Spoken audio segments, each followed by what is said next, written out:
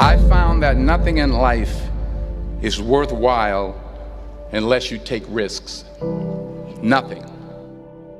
Nelson Mandela said, "There is no passion to be found playing small and settling for a life that's less than the one you're capable of living." Now, I'm sure in your experiences in school and applying to college and picking your major and deciding what you want to do with life, I'm sure people have told you to make sure you have something to fall back on. Make sure you got something to fall back on, honey. But I never understood that concept, having something to fall back on.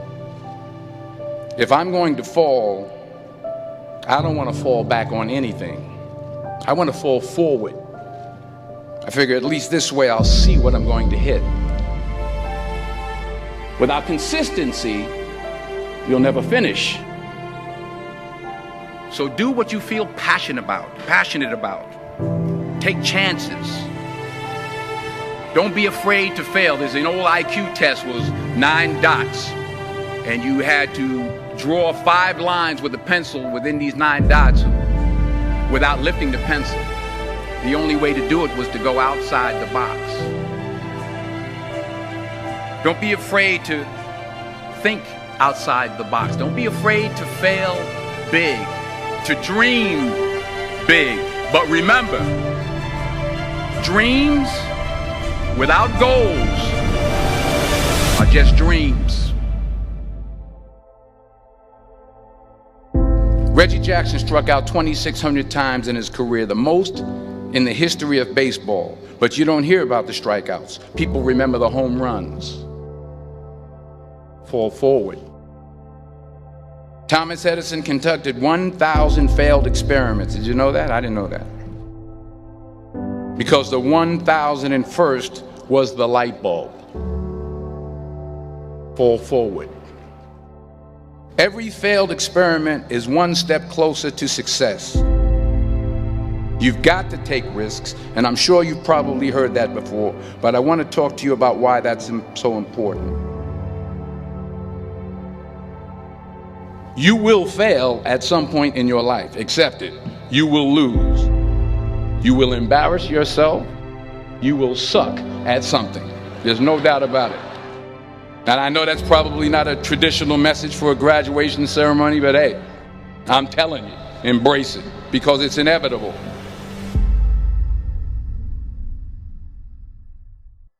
In the acting business, you fail all the time. Early on in my career, I auditioned for a part in a Broadway musical. Perfect role for me, I thought, except for the fact that I can't sing. I didn't get the job. But here's the thing. I didn't quit. I didn't fall back.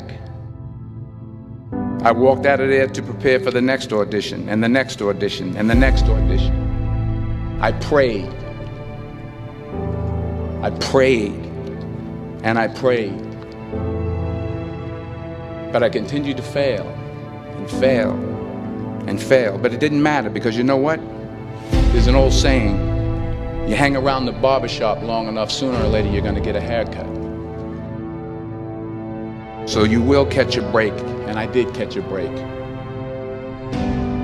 Last year, I did a play called Fences on Broadway. But here's the kicker. It was at the Court Theater. It was at the same theater that I failed that first audition 30 years prior. The point is, every graduate here today has the training and the talent to succeed. But do you have the guts to fail? If you don't fail, you're not even trying. I'll say it again. If you don't fail, you're not even trying. To get something you never had, you have to do something you never did. Just imagine you're on your deathbed, and standing around your deathbed are the ghosts representing your unfulfilled potential. The ghost of the ideas you never acted on. The ghost of the talents you didn't use. And they're standing around your bed, angry, disappointed, and upset. They say we came to you because you could have brought us to life, they say.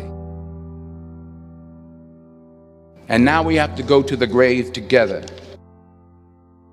So I ask you today, how many ghosts are going to be around your bed when your time comes? All right, now here's my last point about failure. Sometimes it's the best way to figure out where you're going. Your life will never be a straight path. I began at Fordham University as a pre-med student. I took a course called cardiac morphogenesis. I couldn't read it, I couldn't say it, I sure couldn't pass it. So then I decided to go into pre-law, then journalism. And with no academic focus, my grades took off in their own direction. I was a 1.8 GPA, and the university very politely suggested that it might be better to take some time off. I was 20 years old, I was at my lowest point. And then one day, and I remember the exact day, March 27th, 1975, I was helping my mother in her beauty shop. My mother owned a beauty shop up in Mount Vernon.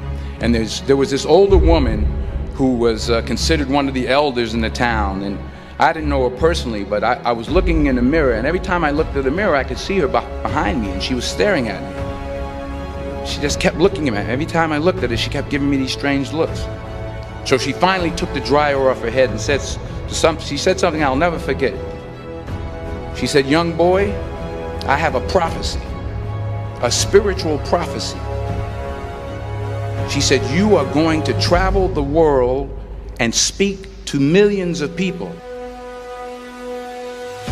And in the years that followed, just as that woman prophesied, I have traveled the world and I have spoken to millions of people through my movies. Millions who up till this day couldn't see me, who up till this day I couldn't see while I was talking to them, and they couldn't see me, they could only see the movie. They couldn't see the real me. But I see you today, and I'm encouraged by what I see. And I'm strengthened by what I see. Because taking risk is not just about going for a job. It's also about knowing what you know and what you don't know. It's about being open to people and to ideas. The chances you take, the people you meet, the people you love, the faith that you have, that's what's going to define you. Never be discouraged. Never hold back. Give everything you got. And when you fall throughout life, remember this: fall forward.